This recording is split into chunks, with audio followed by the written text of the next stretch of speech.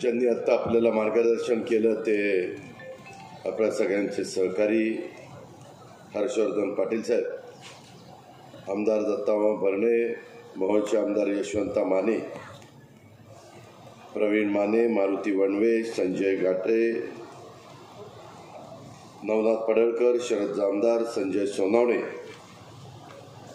हनुमंत कोकरे, डॉक्टर शशिकांत तरंगे, प्रताप पाटील, दीपक जाधव, किरण गोपणे, गजानन वागसे, बाबा महाराज करतोडे, राजकुमार जठार, सूरज काळे, तानाजी मारकड, तानाजी थोरात, माऊली Chaure, doctor अर्चनाताई Patil, Ashok one way, Hirachand काळे, भूषण काळे, शरद काळे, निलेश देवकर, हनुमंतराव बनसोडे, संग्राम पाटील, बाळासाहेब काळे, TN. Jagtap, Meghraj Kuchekar, युवराज मस्के, सचिन सपकर, शुभम निंबाळकर, अशोक चोरमले, संदेश देवकर, अंगद गायकवाड, नाना नरुटे, प्रशांत गलांटे, हंबा पाटील, सुभाष बोंगाणे, संपत पवार, संग्राम देशमुख, बाळासाहेब मोरे, सचिन खामगड, बाळासाहेब व्यवहारे, रमेश पाटील, लतीफ पठाण, अनिल बागल, सुजित मोरे, आकाश कांबळे, रमेश चांदगुडे, साधनाताई केकाण, उज्ज्वलाताई परदेशी, निलोफर पठाणताई,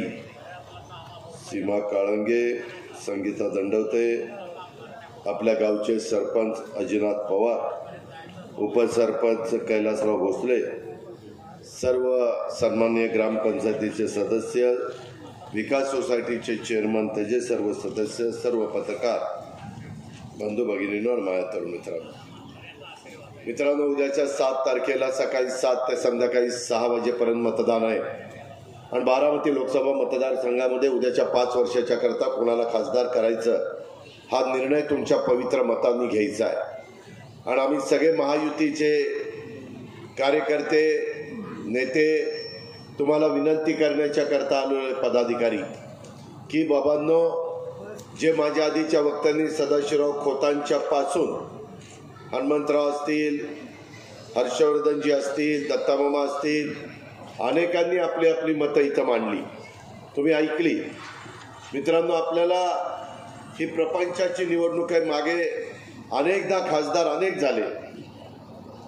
स्वर्गीय शंकरराव भाऊ खासदार झाले, पवारसाहेब खासदार झाले, मी 3 महिन्याकरता खासदार झालो, बापूसाहेब थिटेंना तुम्ही खासदार केलं, सुप्रियाला तुम्ही खासदार केलं, अनेक खासदार आजपर्यंत बारामती लोकसभामध्ये, एकदा संभाजीराव काकड्यांना खासदार केलं, असे अनेक खासदार तुम्ही निवडून पाठवण्याचं काम केलं. तो तुमचा अधिकार होता. प्रत्येकाची कारकीर्द तुम्हाला माहिती आहे, त्या खोलात मी जास्त जात नाही. परंतु आता लोकांच्या अपेक्षा फार वाढलेल्या आहेत. पूर्वीच्या पेक्षा राहणीमान बदललंय, त्याच्यामध्ये उत्पन्न वाढलंय, सरकारला टॅक्स जास्त मिळतो, केंद्राला टॅक्स जास्त मिळतो, 1 नेशन 1 टॅक्स GSTचा आणला. आणि त्यामुळं तुम्ही आपले वडीलधारी ज्यावेळेस राहत होते, आपले आजोबा राहत होते, त्यावेळेसचा काळ आणि नंतर बदलत बदलत आजपर्यंतचा काळ हा आपण सगळे साक्षीदार आहोत. आपल्याला अनेक गोष्टी केल्या, परंतु पाण्याचा 100% प्रश्न काही सुटलेला नाही आहे. आणि हर्षवर्धनजींचं, माझं, देवेंद्र, आपल्या दत्तामामाचं, यशवंता मानेचं, राहुल कुलांचं, आमचा सगळ्यांचा प्रयत्न आहे की आपल्याला राज्याचे मुख्यमंत्री, उपमुख्यमंत्री दोन्ही, अजित पवार आणि देवेंद्र फडणवीस आणि एकनाथराव शिंदे, यांची मदत तुम्हाला होणारच आहे, कारण मी त्या सरकारमध्ये अर्थमंत्री आहे. मी मदत पण करतो. तुम्हाला सगळ्यांना माहिती आहे, मधी सिरसोडी, त्याच्यामध्ये कुगाव, हा पूल करमाळा आणि माझ्या इंदापूरला जोडणारा 387 कोटीचा पूल मंजूर केला. टेंडर निघालंय, काम आता सुरू होईल. केला की नाही? कशाला म्हणतात 387 कोटी? आता आपण मागणी केली, चांदगाव पोमणवाडी पूल हा जर मंजूर केला तर आम्हाला सोय होईल. त्याचा प्लॅन इस्टिमेट मी करायला लावतो, किती होतंय, काय होतंय, आणि त्या पद्धती. काय झालं? अरे चिठ्ठ्या बाद झाल्या, समजा. त्याच्यामध्ये हे आपण पुलाचंही काम कशा पद्धतीनं मार्गी लावायचं ते आम्ही त्या ठिकाणी लावू।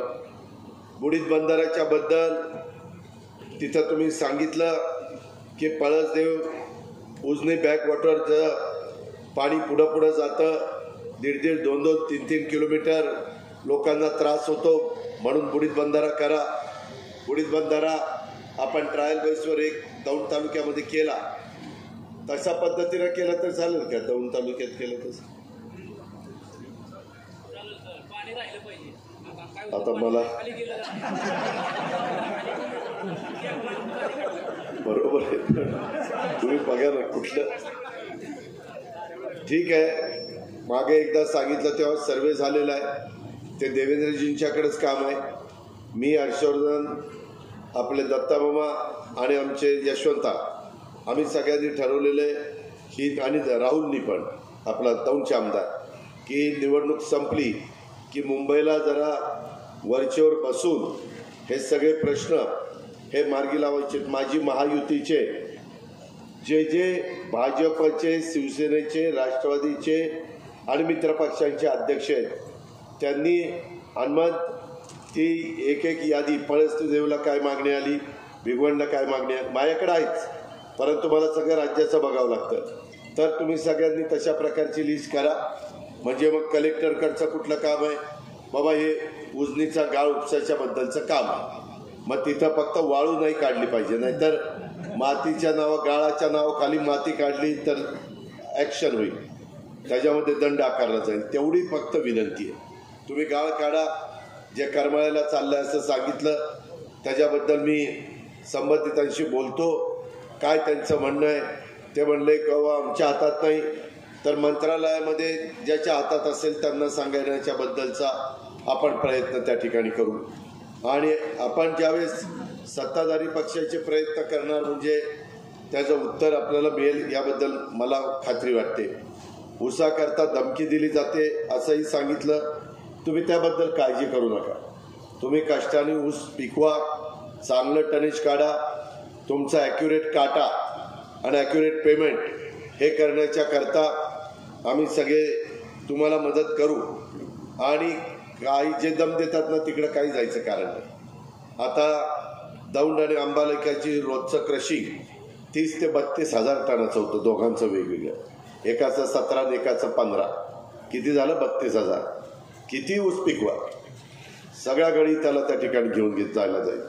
आणि त्याच्यात मला सांगितलं की दादा, त्या अंबालिकाच्या लोकांशी बोला, ते जंगल वाघ वगैरे तिथं काळे कोण चिडवा आहे त्याच्याबद्दल नाराजी आहे, ती लोकांची नाराजी दूर करा। त्याच्यामध्ये काय काळेनी काय दिवा लावला ती बघतो आता, त्या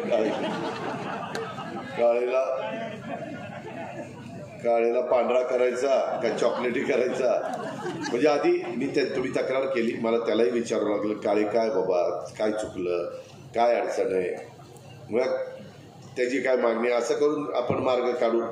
तुम्ही बिनकाळजी राहा।